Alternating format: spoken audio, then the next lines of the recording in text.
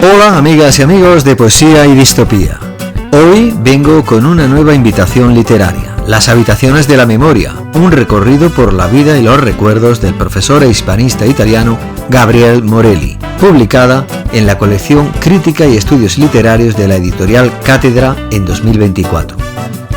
Gabriel Morelli, acreditado hispanista, dedicado fundamentalmente al estudio de las vanguardias y la generación del 27, es autor de numerosos libros y artículos de investigación filológica, desde Linguaggio poético del primo Aleixandre a la generación del 27 y su modernidad, o más recientes títulos como La cultura española del Novecento, títulos a los que se suman epistolarios de Vicente Huidobro, la colección de cartas de amor de Pablo Neruda y el epistolario inédito sobre Miguel Hernández, que incluye la correspondencia de Darío Puccini con Josefina Manresa, viuda de Hernández, entre los años 1961 y 71, entre muchos otros títulos de investigación filológica.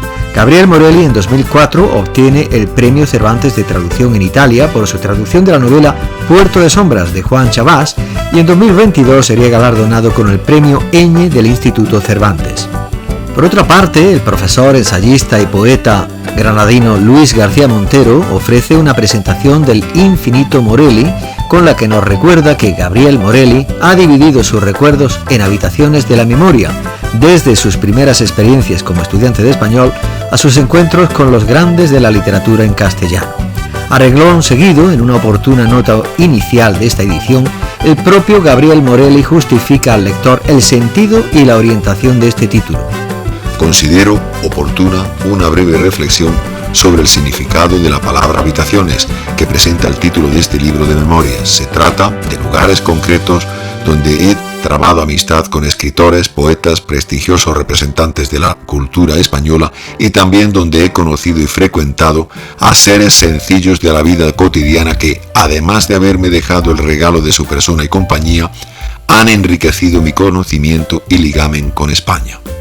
Esta edición también incluye 22 fotos del autor junto a algunos de los amigos y motivos mencionados en esta pieza, así como un afortunado índice onomástico que facilitará el acceso del lector a todos los nombres históricos y literarios presentes en estas habitaciones de la memoria. Y como cifra y compendio de lo hasta aquí dicho, quedémonos con las lecturas de 3 fragmentos de los siguientes aposentos: de la 9ª habitación con Hernández y Aleixandre, de la 24ª habitación Mi viaje a Granada y de la 39ª habitación con Vargas Llosa andando por Milán.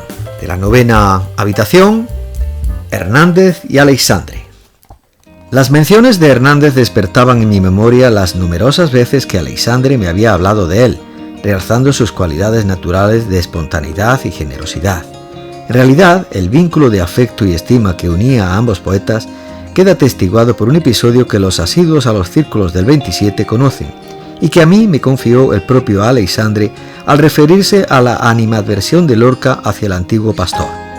Otra gran amiga de Miguel, la escritora Concha Zardoya, se hizo eco de este rechazo al mencionar el coro de simpatía con el que los componentes del grupo generacional acogieron al joven orioleano, añadiendo, sin embargo, con la excepción de un poeta prometido al sacrificio de modo fulgurante, que experimentaba una especie de alergia por su presencia personal. Como ya he mencionado, Aleixandre remachaba que esta repulsa de Federico hacia el autor de El rayo que no cesa le había impedido verle antes de su salida fatal hacia Granada. Federico me llamó, me contó el Nobel, a primeros de julio, para decirme que venía a leerme su última obra, La casa de Bernarda Alba. Yo, como siempre, le esperaba con gusto, pero él, al enterarse de que estaba conmigo Miguel Hernández, a quien no profesaba mucha simpatía, dijo que con Miguel allí él no vendría. Entonces, ¿qué puedo hacer yo?, le preguntó Aleixandre. Échalo, contestó con sequedad Federico. Naturalmente, Aleixandre no echó a su amigo Miguel, y Federico no vino, a pesar de mi insistencia, comentó con tristeza Vicente. Ahora recuerdo perfectamente que, estando otra vez en la casa de Aleixandre, el poeta tendido en su diván, como era habitual para descansar tras los coloquios, transcurridos a veces de pie o en una silla, le pregunté por Federico y en particular por su libro Romancero gitano. Él me contó que la primera edición que le había regalado el granadino, con una rica dedicatoria, la encontró allí mismo y me enseñó con la mano el suelo de su biblioteca, bajo 5 centímetros de polvo y lodo, al volver a su casa, que había sido ocupada durante bastante tiempo por los soldados durante el conflicto bélico. Aleixandre me describió con pormenores un hecho que da idea de la altura humana y solidaria de Hernández. Un día en que yo estaba en su domicilio para hablar de la edición de su libro Pasión de la Tierra, que saldría posteriormente en cátedra, me informó de que este y cuantiosos ejemplares de su biblioteca se habían estropeado en el suelo de su casa cuando fue invadida durante la guerra. Por este motivo, a causa del peligro creciente de otras posibles ocupaciones, Aleixandre decidió refugiarse en el piso de su tío Agustín, ubicado en la calle del Españoleto 16, y Miguel había cooperado en la mudanza. Un día acudió con una carreta de mano donde colocó los libros y los enseres personales de Aleixandre. Luego cargó en brazos al poeta enfermo y lo encaramó sobre la carreta. Y de la habitación 24ª, mi viaje a Granada. Siguiendo los pasos de García Lorca, el camino me lleva ahora a evocar un viaje a la ciudad de Granada, realizado junto a mi amigo el poeta Antonio Jiménez Millán, profesor de la Universidad de Málaga. Fue un trayecto en tren, si recuerdo bien, que nos llevó a la ciudad de la Alhambra por la mañana. Era a finales de febrero y aún veo la belleza de la tierra andaluza, ya florecidos los cerezos y los almendros tiernos. Incluso olía su fragancia, que llegaba al interior del vagón donde descansábamos, yo con el rostro apoyado en la ventanilla, observando el espectáculo del paisaje que a veces, iluminado por la luna, se teñía de rosa y blanco. Luego el rodar del tren y el cansancio se apoderaron de mí y poco a poco me quedé dormido. Así durante un largo tramo hasta que de repente me desperté y vi que, a la luz del amanecer, empezaba a nevar.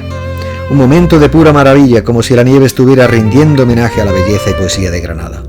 Emocionado y fascinado por ese paisaje nevado, continuamos el viaje hacia la ciudad que había inspirado y nutrido el alma de Federico García Lorca.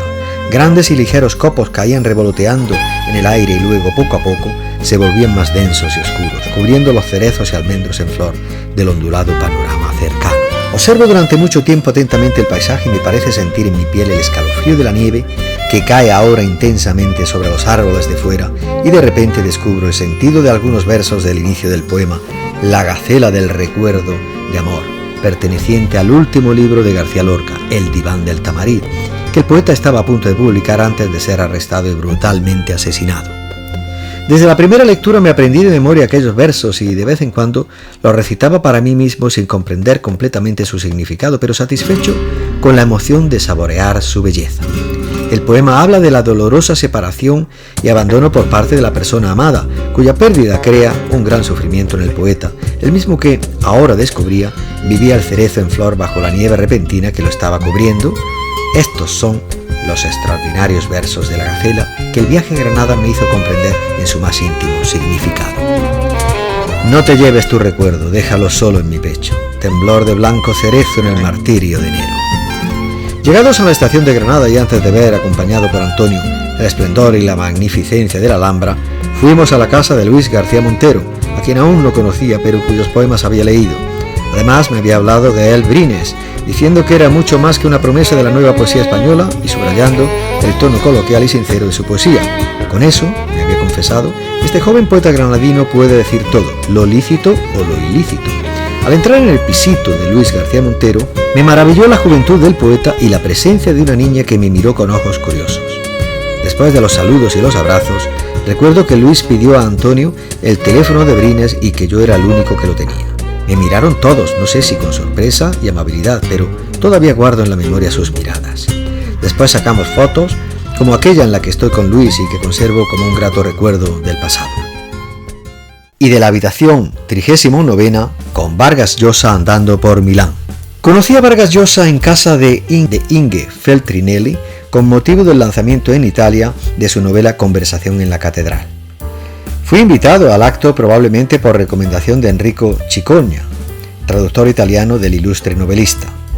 Encontré a este en el gran salón de la casa Feltrinelli, cercana al Olimpo musical de la ópera, La Scala, junto a la catedral de la ciudad. Era el lugar elegido para la presentación del autor ante la élite intelectual y editorial de la prensa, así como ante críticos y profesores de literatura latinoamericana de universidades y centros culturales de la ciudad. Cicogna acompañaba a Vargas Llosa en las conversaciones y entrevistas concedidas a los periodistas que previamente las habían solicitado. Puesto que el número estaba limitado a unos pocos, aunque Vargas Llosa entendía perfectamente el italiano y, en ocasiones, incluso lo escuché responder en el idioma del bel paese laddove il si suona, en palabras de Dante. Por supuesto, algún lector curioso podría preguntarse por qué en esa ocasión tan importante para el mundo de la cultura no estaba presente el fundador de las ediciones, Gian Giacomo Feltrinelli. Y es triste recordar aquí que a partir de los años 60, el inquieto editor había nombrado vicepresidenta de la casa editorial, fundada en 1954, a su esposa Inge Schöntal, una gran fotógrafa, para entrar en la clandestinidad y dedicarse solo a las actividades políticas revolucionarias.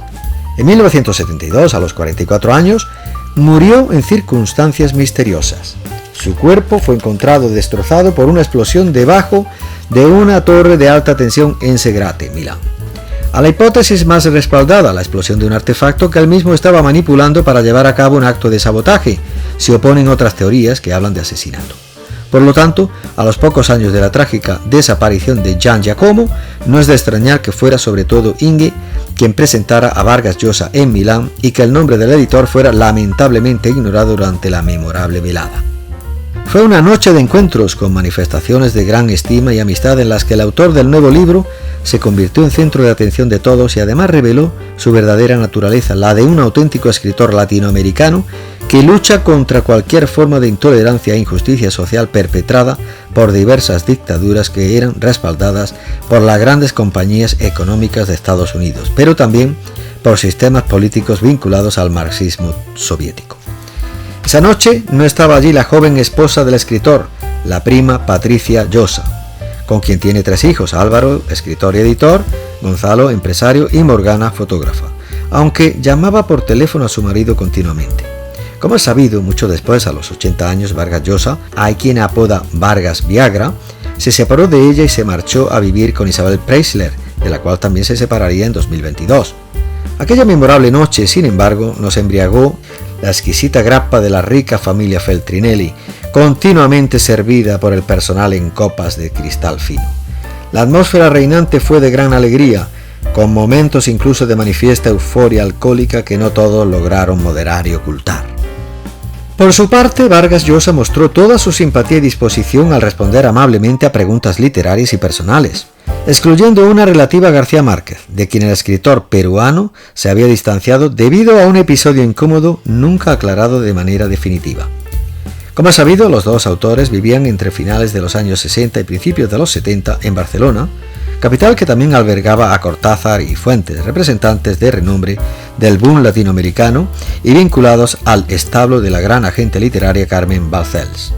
En relación a la desavenencia entre los dos escritores, no quiero abundar aquí en lo que es de dominio público, aunque tenga rincones oscuros, pero se trató de un asunto que afectaba la relación de Gabo con la esposa de Vargas Llosa y que causó una ruptura violenta entre los dos novelistas que nunca se solventó por completo.